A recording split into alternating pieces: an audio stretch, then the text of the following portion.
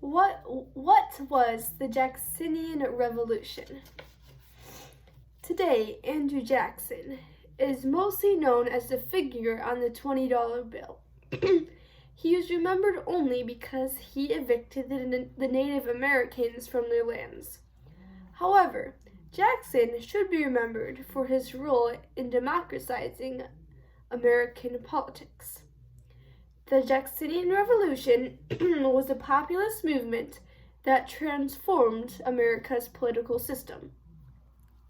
My first point is that Jackson's presidency spread power to the middle class. My second is that he embraced the attitudes and the morals of frontier America. And thirdly, Jackson's presidency led to westward expansion and the idea of manifest destiny. So first, Jackson's presidency helped spread power and give power to the middle class. Andrew Jackson was the first president to come from a working class. Jackson's family came from Northern Ireland, and before that, Scotland. He did not like the English, and he was not English, like the previous aristocratic presidents. The people of America could identify with him because he was sort of from a family of newer immigrants in the middle class. Jackson's ability to work his own way up through society as a lawyer, general, and politician gave him favor with the people. He was an example of a motivated man.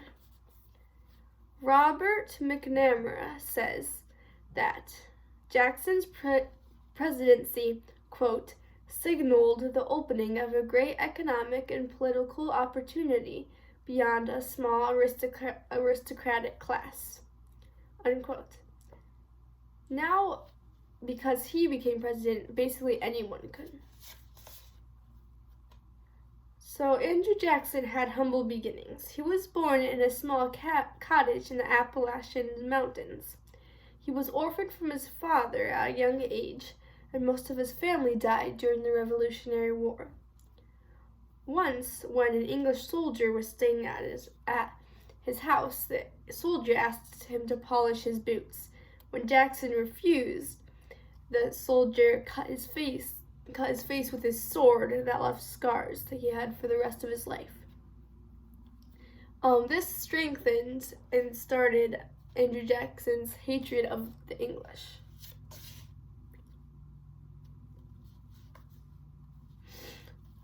My second point is that Andrew Jackson had the attitudes and mentality of frontier America. Jackson believed in a justice system similar to that of frontier America. He had a strong temper and sense of honor. He participated in almost around 100 duels, killing 70 men. He was wounded many times and had a few bullets still left in him from his wounds. Jackson brought his ready spirit to the White House, quite literally. When Jackson was inaugurated, he brought some moonshine, which was popular among his ancestors, to his party. The crowd of 20,000 people basically got drunk, and they went crazy and started storming the White House. They rushed into it, and they were destroying and pillaging the artifacts.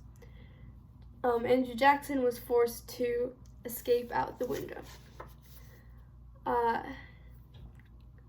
Margaret Bayard Smith, who witnessed this event, laments, quote, "No arrangements had been made, no police officers placed on duty, and the White House had been inundated by the rabble mob," unquote.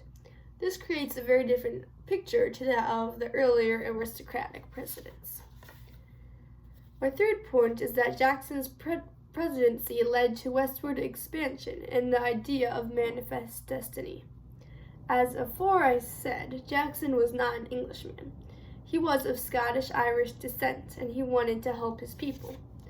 Jackson's family were originally Scots, who moved to Ulster in Northern Ireland. when Britain told the Scottish that there was free land in Ireland. When most of the Scottish Irish came to America, there was not much land left, so they moved up to the Appalachian Mountains. Since both the Scottish and